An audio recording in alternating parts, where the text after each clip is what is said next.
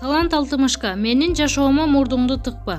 Алтымышка тобунун ырчысы Талант Кадаров үй бүлөсүнө өзгөчө жубайына карата жазылган негатив билдирүүлөр көп келерин айтып, аларга наразы экенин билдирген билдирүүсүн өз баракчасына жазып чыкты.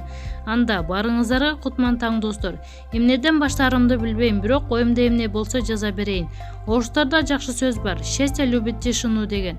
Үй бүлөңдө баары тынч жана жакшы болушу үчүн жумушума байланыштуу бала чакамды жана келинчегимди өздүк баракчама жана башка социалдык тармактарга чыгарым келбейт.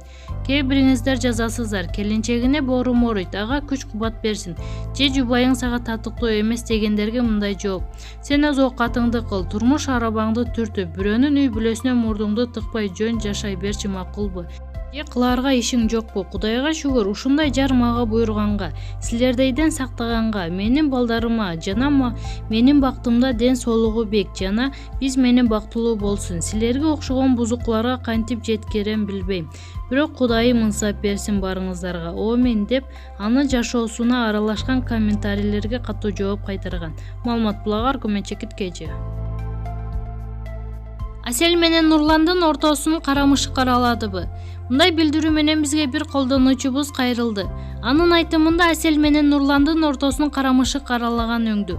Анткени Асель сенин бүгүнкү кайгың эртең сенин күчүң болот деп сторис киргизсе, Нурлан бул күндөр өтүп кетет, буюрса баары жакшы болот деп сторис бөлүмүнө билдирүү киргизген. Мындан тышкары Асель Нурландын баракчасынан отписка болгон жана башка шоу өкүлдөрү бири-бирин сүйүүкүнү менен куттуктап жаткан бир убакта алардан бири-бирин куттуктаган билдирүү болгон эмес. Акыркы сүрөттөргө караганда Асель азыр өзүнүн апасынын үйүндө окшойт дейт ал. Маалымат булагар Көмөчекит KG. Сыдымандын камалышы элди бөлүп жаргандарга коңгуроо. Соц тармакта чуулган жараткан Элмир Сыдыманов кылмышка шектүү катары кармалып, 48 саатка убактылуу кармоо жайына киргизилди. Бул тууралуу Октябрь райондук милициянын басма сөз кызматы билдирди.